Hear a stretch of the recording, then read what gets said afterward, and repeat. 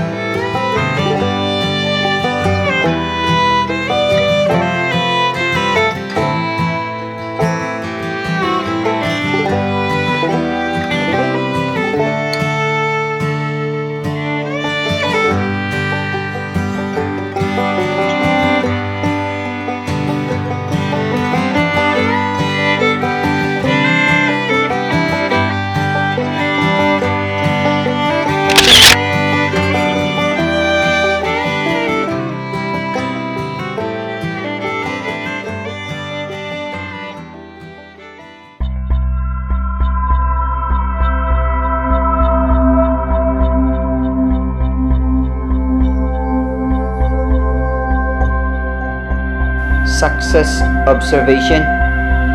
So we'll check again after 5 days. After 5 days. So it's good. And then I'm excited again to see the birds after 5 days. What will happen? What's the changes? Hoping no strong wind again until the chicks fly. Okay, thank you for watching. And don't forget to share and subscribe, of course, my channel for you to be updated of our next videos. Bye bye for now.